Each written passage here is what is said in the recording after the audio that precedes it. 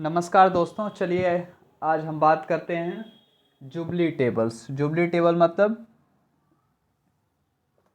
Jubilee को हम जयंती बोलते हैं। आप ज़्यादातर देखते हैं कि जो कंपनी हो गई या सरकारें होंगी या कोई संस्थान हो गए, वो अपनी ज़्यादातर क्या करता है, जयंती सेलिब्रेट करता है। कभी डायमंड जुबली, सिल्वर जुबली, ऐसे टाइप में, ठीक है ना।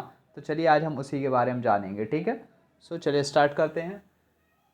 फर्स्ट ईयर, जब कोई चीज़ 1 साल कंप्लीट होती है तो उसे हम क्या बोलते हैं, वो एनिवर्सरी उसकी कंप्लीट हुई है। एनिवर्सरी मतलब सालगिरह, मतलब उस कंपनी या फिर उस चीज़ संस्थान को बने 1 साल हो गए तो वो सालगिरह या वर्षगांठ सेलिब्रेट करते हैं, ठीक है।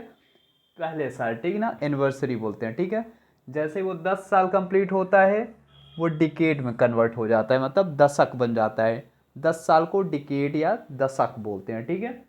नेक्स्ट चलते हैं 25 ईयर्स। 25 ईयर्स में हम क्या सेलिब्रेट करते हैं, सिल्वर जुबली, जिसे हम रजत जयंती बोलते हैं, ठीक है। सिल्वर जुबली, रजत जयंती, ठीक है। नेक्स्ट चलते हैं 50 ईयर्स। 50 ईयर्स में क्या होता है, गोल्डन जुबली, जिसे स्वर्ण जयंती बोलते हैं। Next 60 years. 60 ईयर्स में होता है डायमंड जुबली, जैसे आप हीरक जयंती बोल सकते हो। डायमंड मीन्स हीरा, हीरक क्या बोला जाता है, हीरक जयंती, ठीक है। कब होता है, 60 साल में, 60 ईयर्स में, ठीक है। नेक्स्ट चलते हैं 75 ईयर्स। 75 वर्षों में क्या होता है, प्लेटिनम जुबली होता है। प्लेटिनम जुबली, तो आप प्लेटिनम जुबली देख सकते हो, प्लेटिनम जुबली या फिर रेडियम जुबली कभी कभी बोला जाता है, रेडियम या प्लेटिनम जुबली, ठीक है। कब होता है, 75, 75 वर्षों में, ठीक है। 100 वर्षों, 100 साल में क्या होता है, सेंचुरी मनाई जाती है, मतलब वो सदी, 100 साल कंप्लीट हो जाते हैं उसके, सदी बोलते हैं या शताब्दी बोलते हैं। क्या बोलते हैं, शताब्दी, सदी, सेंचुरी, 100 साल को बोलते हैं। 100 सालों को मतलब 100 वर्षों को यही बोला जाता है, ठीक है। नेक्स्ट चलते हैं पूर्वार्ध। देखिए पूर्वार्ध क्या होता है, किसी शताब्दी के शुरुआत के 50 वर्ष, मतलब किसी शताब्दी के शुरुआत के 50 वर्ष।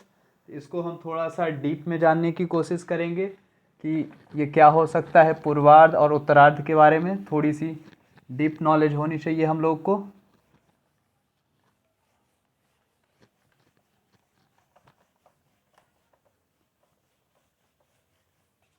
तो चलिए देखते हैं जो हमारा पूर्वार्ध है। देखिए किसी सदी की बोला जा रहा है, किसी शताब्दी के शुरुआत के 50। मान लीजिए हम ले रहे हैं 17वीं सदी ले रहे हैं।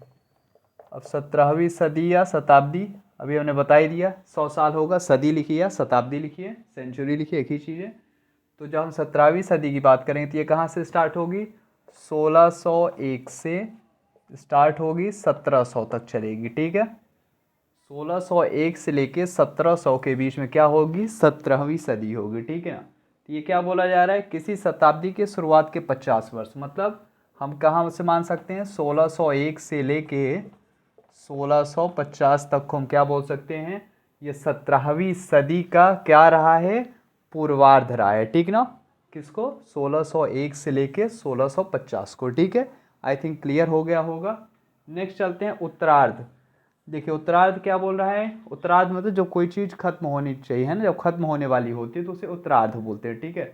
जिसमें क्या आता है, किसी शताब्दी के अंतिम 50 वर्ष बोला गया है। मतलब यही हम सेम चीज़ देख लेते हैं 17वीं सदी का।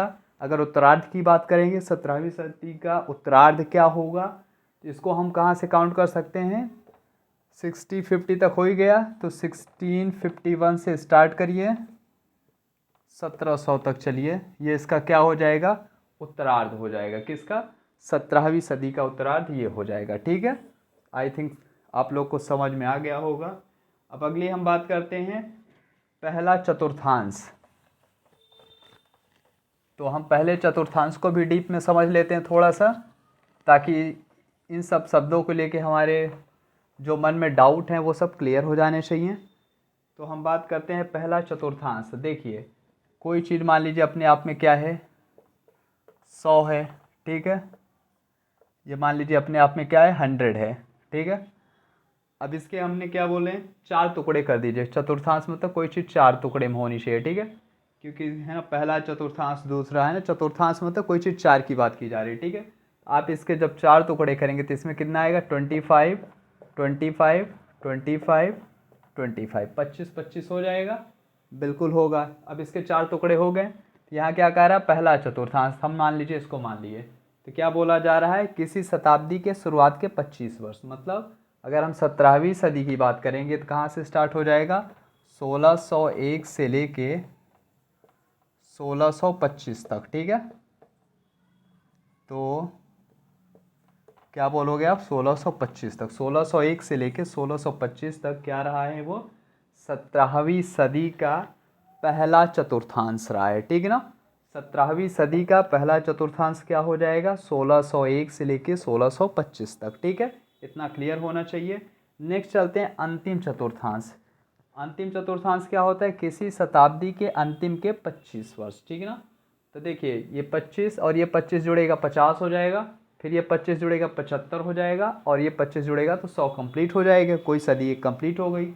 लेकिन क्या बोला जा रहा है, अंतिम चतुर्थांश, अंतिम चतुर्थांश मतलब शब्दों से क्लियर हो गया होगा, है ना। लेकिन तब भी क्या होता है, आप देख लीजिए, 1675 से स्टार्ट करिए और 1700, ये क्या हो जाएगा, ये जो 25 वर्ष बन रहे हैं और ये जो 25 वर्ष बन रहे हैं, ये पहला चतुर्थांश था किसका, 17वीं सदी का पहला चतुर्थांश ये होगा, 1601 से 1625।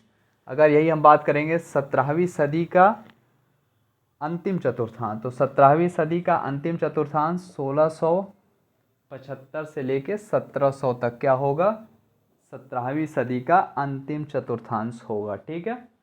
अब हम नेक्स्ट बात कर लेते हैं, अगले वीडियो में जब हम बात करेंगे तो हम एनो डोमेन बिफोर क्राइस्ट इसके बारे में जानेंगे, ठीक है। So thank you for watching. Video अच्छी लगी तो और लोगों तक शेयर करिए ताकि और लोगों को समझ में आ जाए, ठीक है। सो थैंक यू दोस्तों।